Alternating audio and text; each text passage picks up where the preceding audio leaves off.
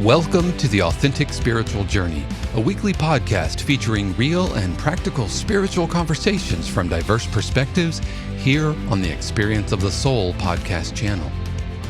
Today, episode 232, we welcome special guest Eddie Selover. And now your host, Reverend Cynthia Alice Anderson. Hello and welcome to The Authentic Spiritual Journey. My name is Cynthia Alice Anderson. I'm the host and I'm here today in 818 Studios with my producer. Good morning, everybody. This is Dave Croft. Thank you so much for joining us for episode 232 of The Authentic Spiritual Journey. As always, I want to welcome you to a brand new week, and I want to say I hope you had a safe holiday weekend. The Christmas season is upon us. We put up our Christmas tree over the weekend. We're just going to do it early. We're going to make it a tradition. The weekend after Thanksgiving, We're going to put up the Christmas tree and just revel in holiday cheer. And You guys are Christmas crazy. We are. Christmas we crazy. are, absolutely. Well, and it is a great day because we have a special guest with us. I'm so happy, grateful, delighted that you're going to get to know this man. Eddie Selover is here, and I have been able to get to know him from a variety of places. So, Eddie, I really want to welcome you to the show. Thanks. It's great to be here. Thank you for having me. Yeah. And we have several things in common. And as always, our community is, as I mentioned to you before coming on air, our community has grown and we're all over the world. And I know your emphasis on connection, on inclusion, and the work you've done in Orlando has been pretty amazing. And for our listeners, I want to make sure they get to know you a little bit personally, because what the feedback we get is, we love to hear how people who are successful in the world, what are they doing day to day, and how does their journey, inform what they do. But before we get into all that, Eddie, I really want to acknowledge you and your position, because if somebody looks you up, like on LinkedIn, one of the things they'll see is that Orlando Magazine called you one of the 50 most powerful people in Orlando. Whoa, that's quite a designation. Yes, that was a great honor. I'm not sure what it means to be that powerful, but I know. Well, I think you've been influential, all the things you've done in Orlando. And where we met, of course, was at Pecha Kucha. And you're the host of Pecha Kucha. That's been it's been your baby. You've guided it, you've led it, you've supported it.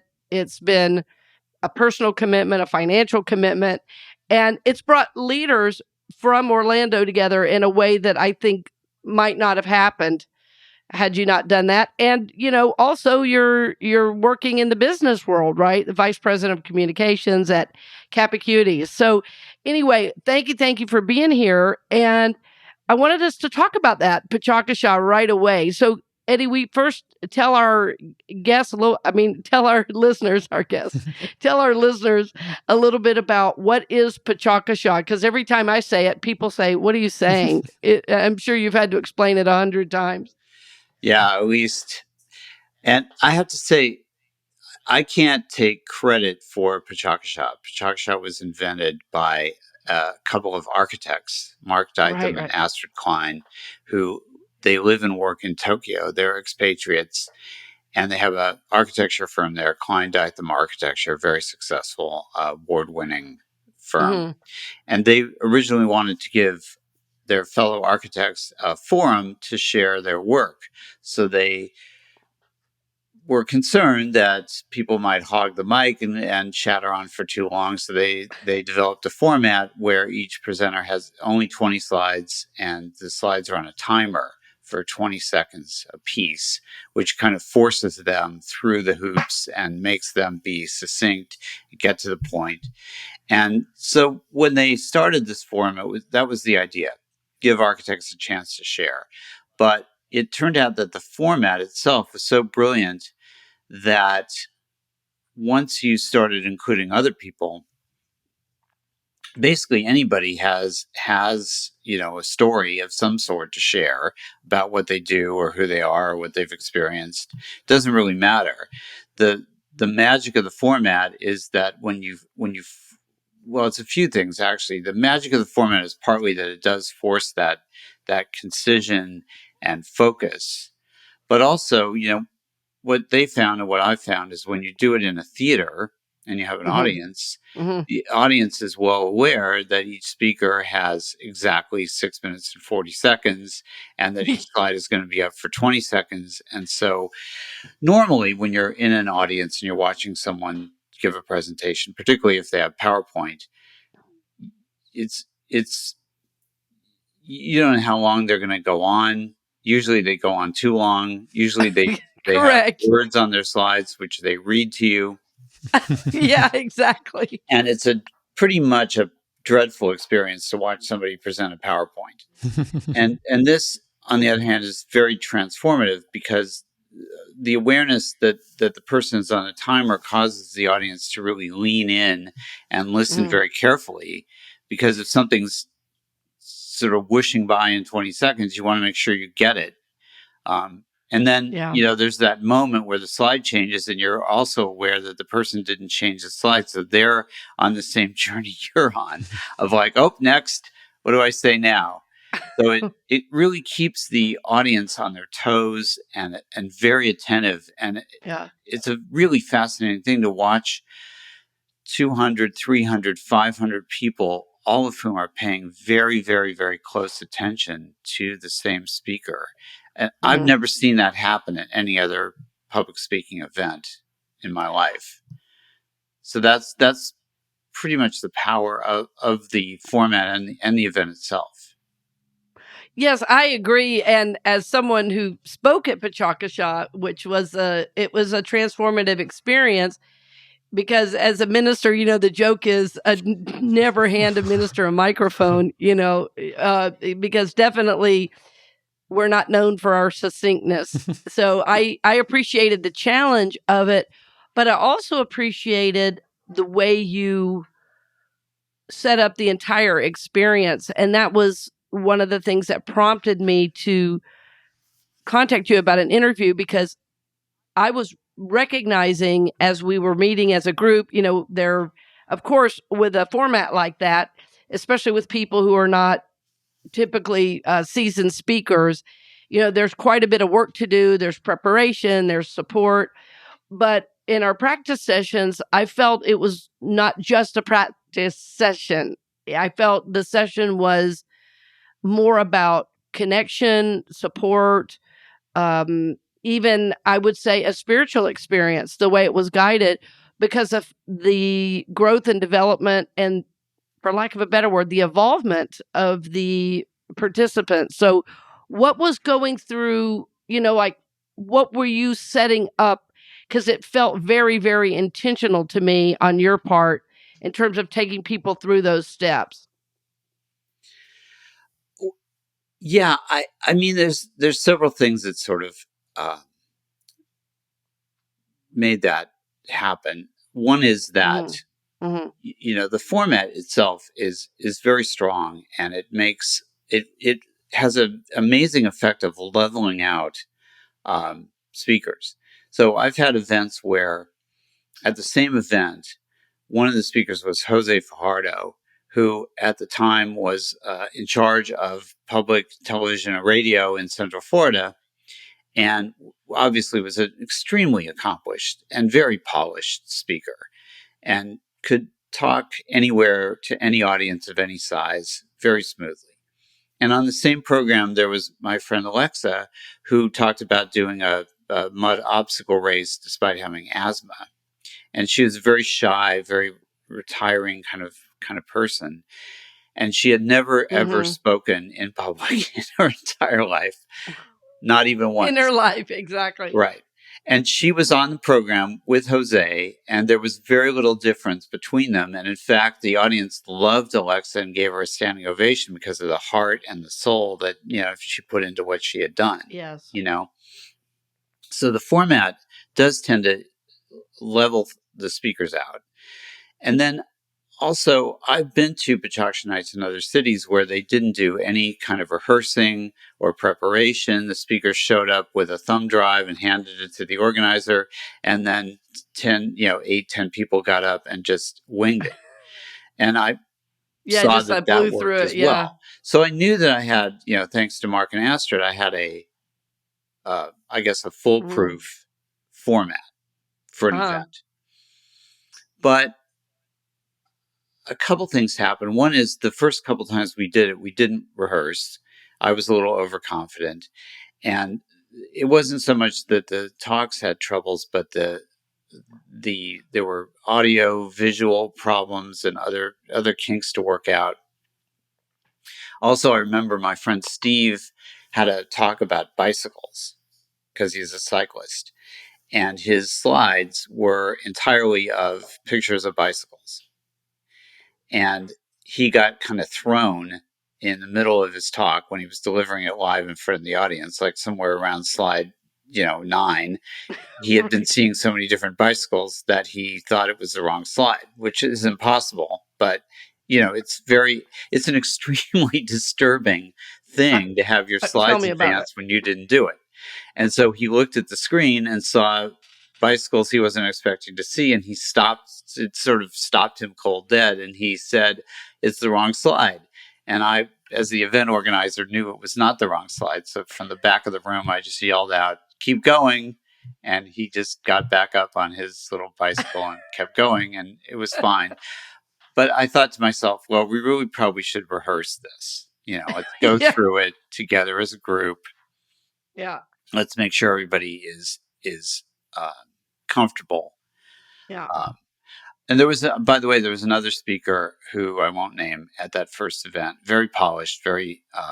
He was our sort of get speaker. He was our Mm-hmm. big name, and he went first. And it was a train wreck because he had never done this before. So in Yep. front of an audience, his slides are changing and he's not ready for it. And he's still saying what he was saying 2 or 3 slides ago. And what's on the screen isn't matching what he's saying. And it quickly became a very hot mess on stage. So I felt, responsible for that. So I began to have rehearsals. That was step one. We just need to rehearse. Yeah. But I think that I came to realize that from the audience's point of view, it's funny what an audience can sense. They can tell things that aren't necessarily, they can intuit things.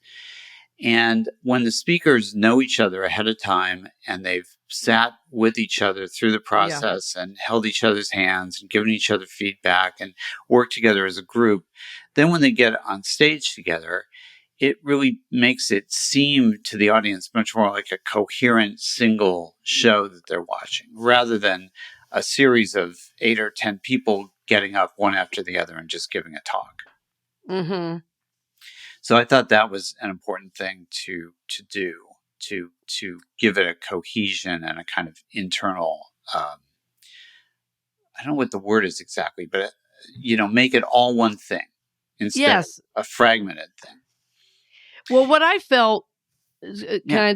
I wanted to interject here because as a participant, what I felt is that we were somehow connected in this, desire to do it, to be competent, but also to get our message across. And because we had rehearsed together, and in the rehearsing, we were able to give each other constructive feedback. I mean, none of the feedback was, awful. It was obviously to make us better.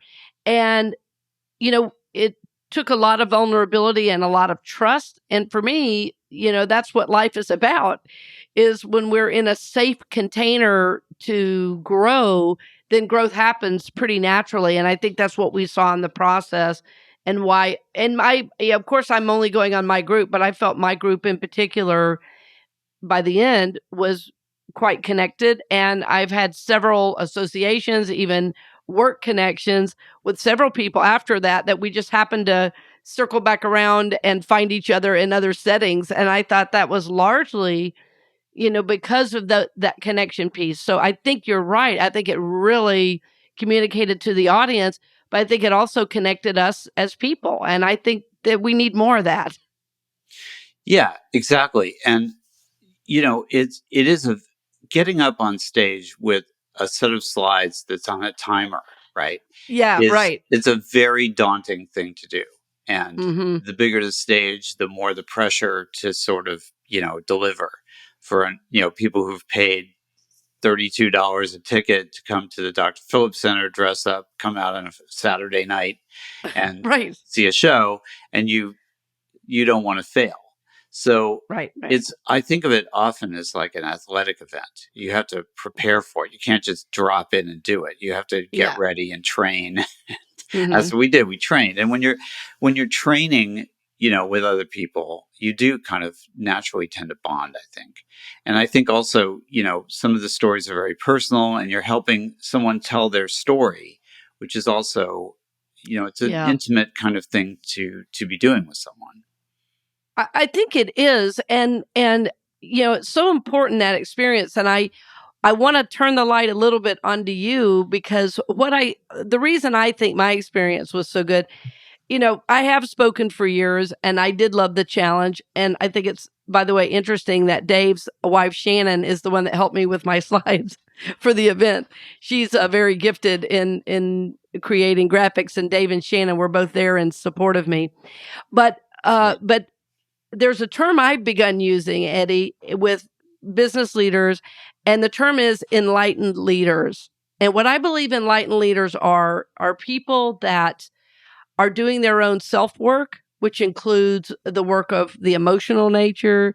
It includes, intellectual stimulation. It includes bringing our heart into our work, so we're not just working from the mind and the ego, but that we're bringing something a little bit more expansive into our relationships.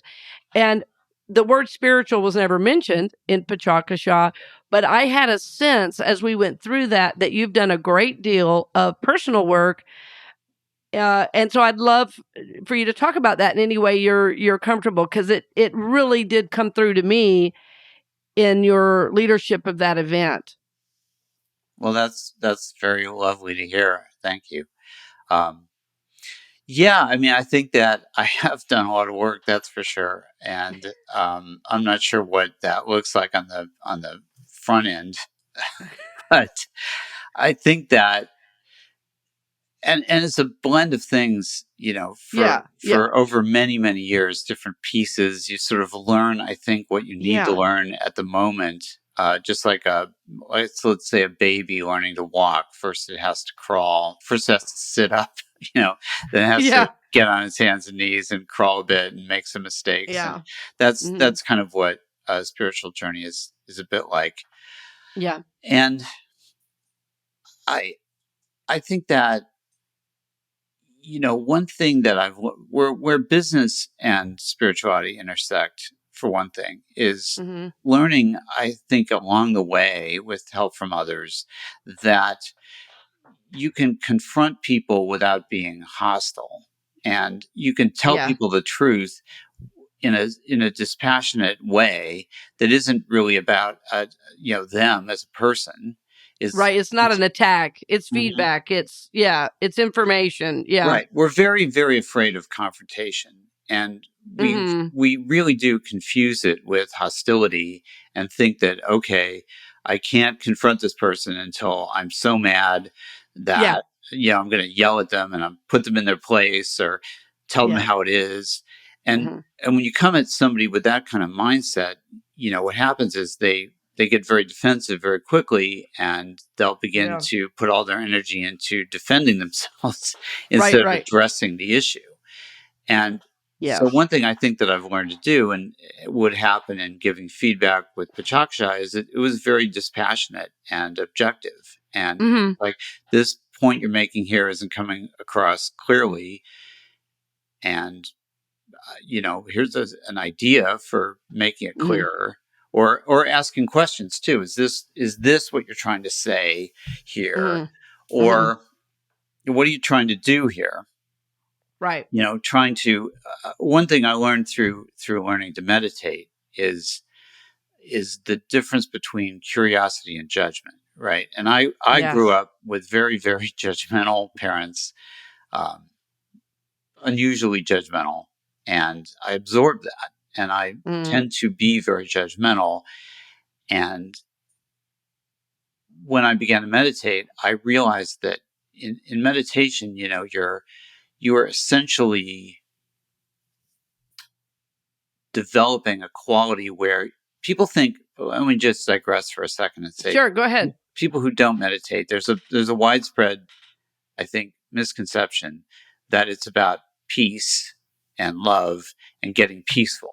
And I don't really think that's what meditation is or is about. I think it's like training a dog, basically, where the dog is on the leash and it's barking at squirrels, and you're gently, if you're doing it correctly, you gently but firmly correct the dog and you pull the leash back till they're back walking with you. And you Yes. do that over and over and over consistently until the dog just doesn't have any more options and is Yeah. not chasing squirrels anymore, because it knows that as soon as it has that impulse that it's going to be back walking. So it short circuits its own tendency and just walks anyway. And that's what meditation does for your mind, Mhm. because your Yes. mind is chasing squirrels all the time, Yeah. 24/7, of various kinds.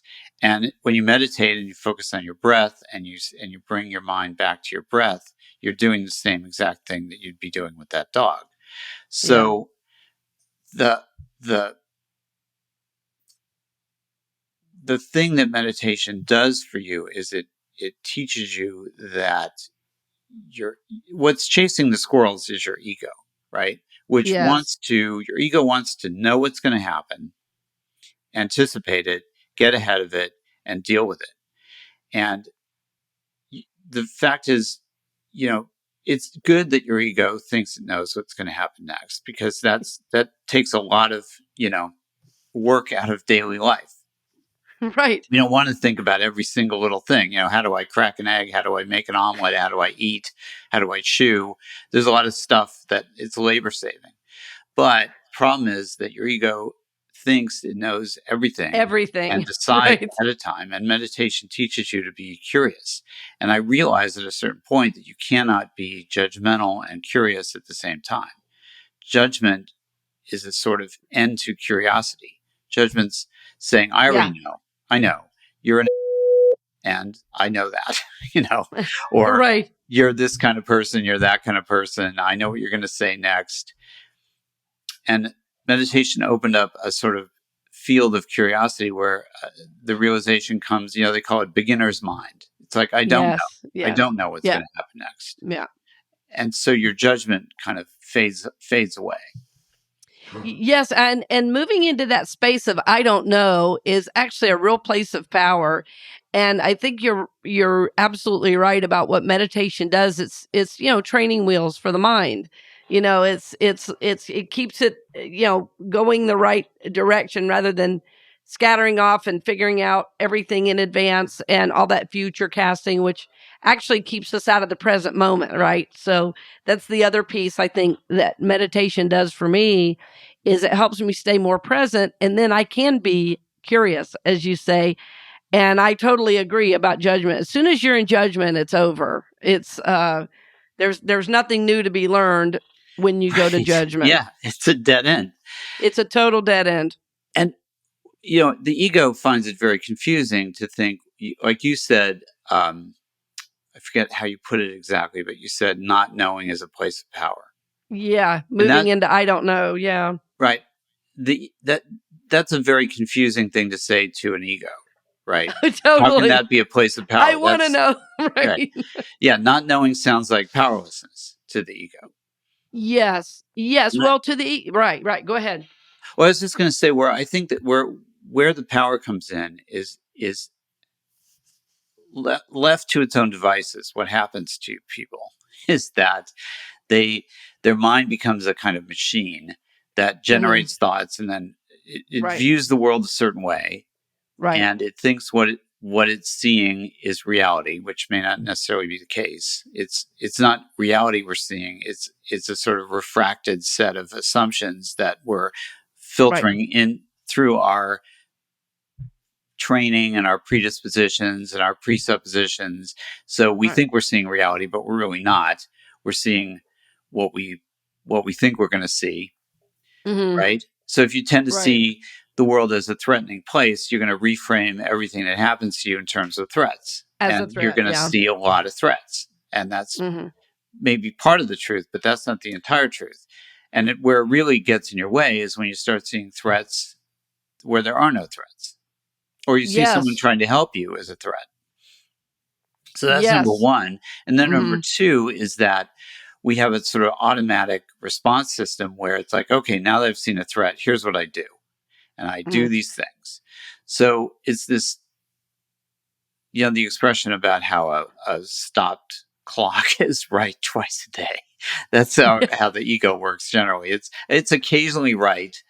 And that's enough for it to go, wow, I'm right. Well, I was wrong all these other times. Well, that doesn't count. Right. I was right about that threat. So Yeah. I'm justifying continuing to have a threat kind of consciousness, right? Yes. And I think that the part of the journey for me has been, really, yes, understanding how the ego wants to work and how the mind just is constantly thinking and judging. And then it's like my soul working with the ego in managing my emotional nature so that I can go through life and, not be in reaction mode all the time. For me, that's really the greatest gift of meditation for me is being able to quiet my mind enough that I'm not going into reaction mode, that yes, I'm curious, I'm asking questions. And most of those questions, of course, are self-reflective questions.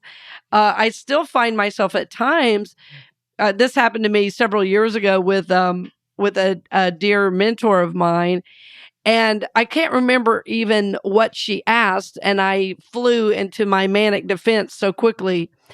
And she started laughing and said, "You do know I'm trying to help you, right? Like you're paying me to help you." And I was like, "Oh." you know. So then the work over the next couple of weeks became, where was that, hot point? Where was that trigger point in me that I couldn't just hear that as a supportive question. So it took a bit and I got to dial it through. And so as we're saying this, I hope our listeners are thinking about, oh, wow, in that work situation, I really overreacted. Or with my partner, my loved one, I really went into reaction mode. I wasn't really aware of what my mind was doing. So I hope that's what our listeners are doing as we're saying this, because as you're saying it, Eddie, I'm thinking, oh yes, I could be a little more curious there. Well, it's tricky, right? Because Yeah, it's there are no quick fixes to any of this. that's exactly It right. really takes a long time. Like Marianne Williamson in one of her books says, if you're on a true spiritual journey, the first 10 years of it are going to be you having these successes and overcoming yourself Yeah, a little bit. And you're going to go, yeah, woohoo, woohoo, this is great. I'm fast tracking to bliss. And then the next 10 years, you are going yeah, to get your ass handed to you. yeah, And it's going to be so difficult and painful that you can't even yeah. believe it. And I think one hallmark of being on a real spiritual journey and having real spiritual growth is that it is very, very painful at times and Yes, very uncomfortable. And you're yes, forced to look at who you really are and how you really behave versus your self-conception or the sort of perfumed, edited version of yourself that you yeah, like to think about, yeah. Your or social media version. or or the version in your head where you're sort of like, Oh these yes, are my intentions. My intentions are so good that I should be judged by those. And it's like, if you look around at other people, you're not judging them by their intentions. Usually you're judging them by their yes. actions. Right, right, And that's what it is. It's what are you actually doing, not what you think you're doing or what's your imaginary self. right. There's another show on our channel that is hosted by Dr. Donna Bevan Lee. And she is an amazing therapist with over 40 years experience in the field, and she specializes in recovery. And one of the things she says is we're not responsible for our thoughts and feelings, but for what we do and say. And so, we all have feelings come up. Well, then we deal with those before the words and the actions come out. And I'll tell you, that has been a driving mantra in my life for 30 years. And it's one, I think, if the world, these are the thoughts I have. If the world would just wake up to that one idea, life would get better, immeasurably better overnight. If we just were beginning to be more responsible with what we do and say, the world would be a better place. So, Right. go ahead. It's what does an infant do, right? An infant has no resources and has no Right. words, but it knows that something just happened that it doesn't like. So what does it Yes, do? It yes. yowls, it yells, Right. it cries, it protests on the assumption that if it yells and protests enough, the thing will stop. And that is unfortunately, I think, where a whole lot of people are still operating. Basically, on that level of, I don't like this thing that just happened. I don't understand why it happened. I don't see any connection between what I did and it happening. But I know I don't like it, so I'm going to raise a stink and yell and scream and make my displeasure known and hope that that causes whoever or whatever started this to stop. And that is really, it's a pretty sad way to go through life, like a baby.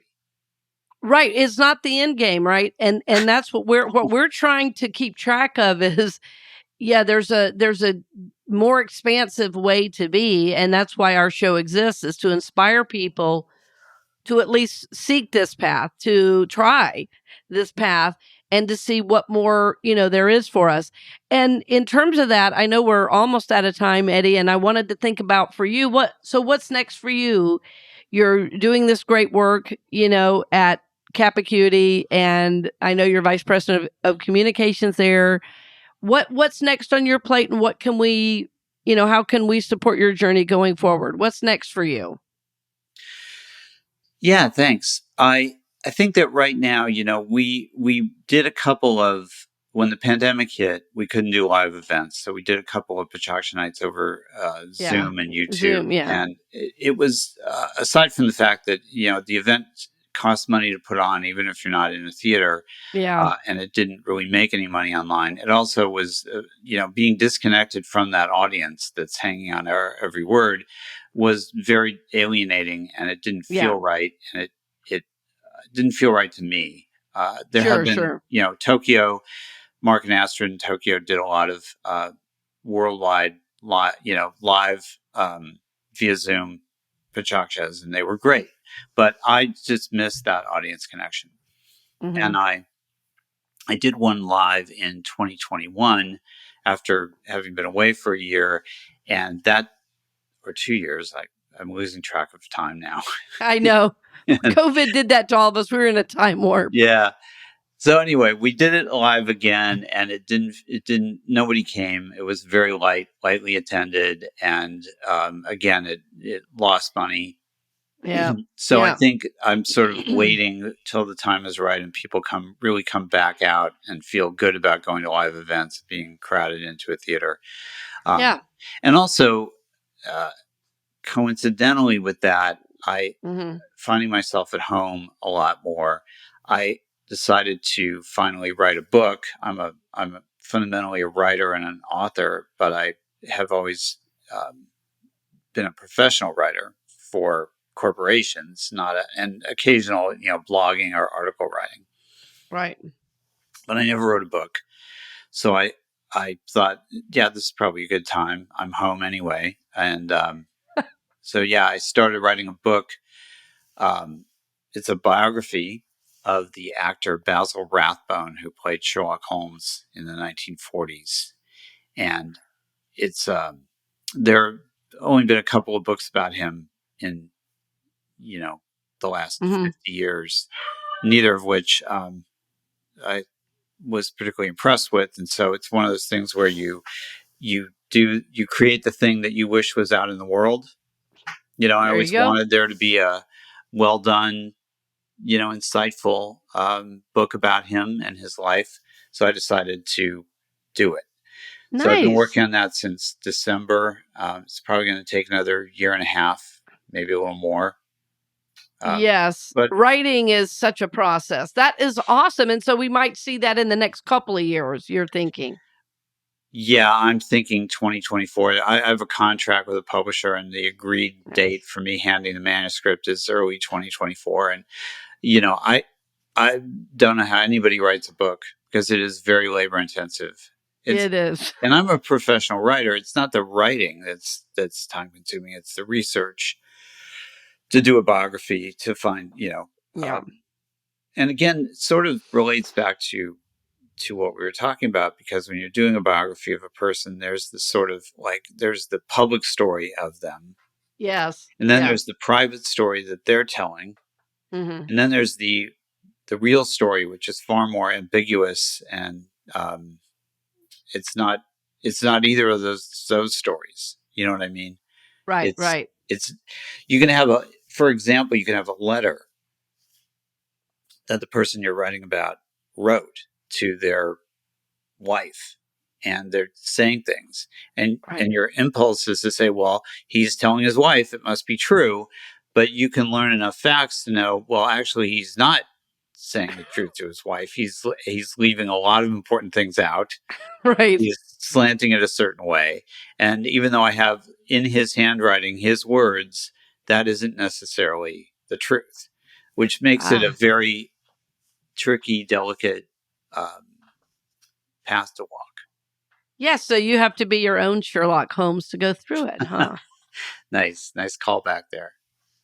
Well, that is awesome, Eddie. Thank you so much for being here, and I'm honored to know you and have you, in my circle. And Same here. We're here to support your journey, and I'm glad our listeners got to hear a little bit about both your journey and Pecha Kucha. And our hope, dear friends, as you're hearing all this, is that, as you listen, you're applying it to your own life. You're seeking clarity and inspiration in your own journey, and that's what we're here for. We do thank you for your support. We are going to be starting a new financial campaign coming up, $9,000 in 90 days, and so that's going to be fun. We'll tell you more about that next show. But Eddie, as always, thank you for being here. What a gift you are in Orlando, and I'm sure you are, in your work setting, and I've been honored to know you as a leader in Orlando. So thanks for being here. And dear listeners, thank you as always for your support, for your love, and for being a part of our family at the Authentic Spiritual Journey. So blessings on the journey, dear friend, and we'll see you next week. We hope you've enjoyed this episode of the Authentic Spiritual Journey here on the Experience of the Soul podcast channel. This channel is made possible because of listeners just like you. If you would like to support the channel with your tax-deductible contribution on an ongoing basis or through a one-time gift, head over to experienceofthesoul.com/support. The Authentic Spiritual Journey is copyright 2022, Cynthia Alice Anderson, all rights reserved. Our theme music is composed by Dave Croft and used with permission from RR Hot Publishing. The Experience of the Soul podcast channel is a production of 818 Studios.